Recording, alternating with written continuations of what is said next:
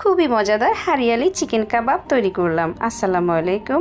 এখানে আমি boneless chicken নিয়ে নিয়েছি, আর চিকেনগুলোকে আমি টুকরো না করে পাতলা পাতলা স্লাইস করে নিয়েছি।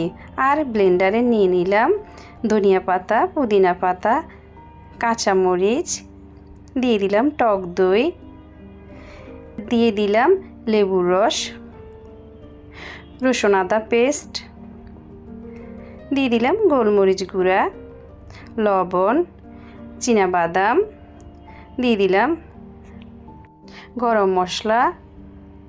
এরপর আমি ব্লেন্ড করে নিলাম। মশলাগুলো ব্লেন্ডার থেকে মাংসের ঢেলে মিশিয়ে নিলাম, ভালো করে মাখিয়ে নেব। এখানে হারিয়ালি চিকেন মানে হচ্ছে সবুজ কালারের চিকেন, সেজন্য আমি ফুড কালার ইউজ করেছি। আপনারা চাইলে স্কিপ করতে পারেন। ফুড কালার দিয়ে ভালো করে মাখিয়ে নিলাম। প্রত্যেকটা স্টিকে মাংসগুলো গেঁথে নিয়ে বারবিকিউ মেশিনে সেট করে দিলাম। উল্টে পাল্টে ভেজে নিলাম। আর এই যে কাবাবের একটা ফ্লেভার আসার জন্য আমি এখানে কয়লা গরম করে হালকা তেল দিয়ে ধোঁয়া উঠলে ঢেকে দিলাম।